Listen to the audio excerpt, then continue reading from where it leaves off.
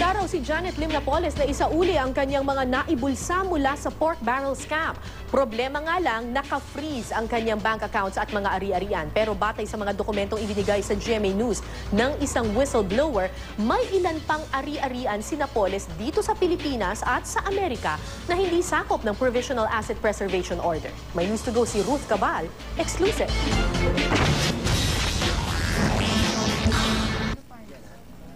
Dahil sa pork barrel scam na pinangunahan umano ni Janet Lim Napoles, tinatayang 10 bilyong pisong halaga ng pork barrel fund ng mga mambabatas ang naglaho raw sa kaban ng bayan.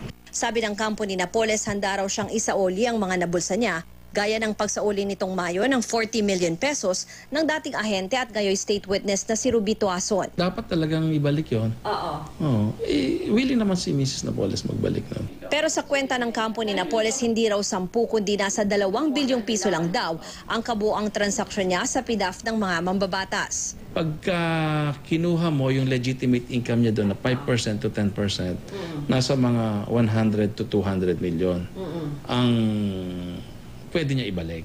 Ang problema dahil naka-freeze ang kanyang bank accounts at mga ari-arian, Hindi ibabalik na parang ginawa ni Ruby Tuason na Wala siyang pera. Wala siyang pera. ang pwede raw gawin ng gobyerno, habulin ang mga mambabatas na nag-cash advance o nangutang kay Napoles. Pwede mo rin mga isurrender yung mga letters of credits. Diba? Okay, Yung so may mga ganon. evidence of indebtedness, di ba? Yung kung may mga notes, promissory notes, ganon.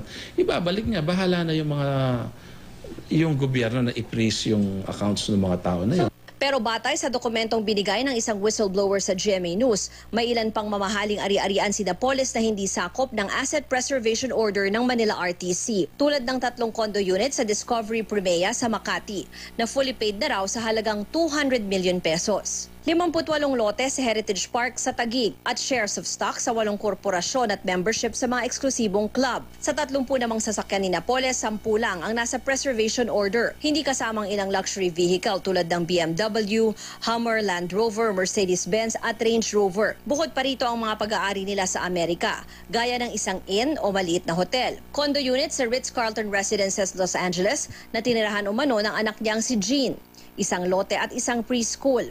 Ayaw kumpirmahin ng kampo ni Napoles sa pag-aari niya ang mga ito dahil may nakabinbid silang civil forfeiture case sa Manila RTC.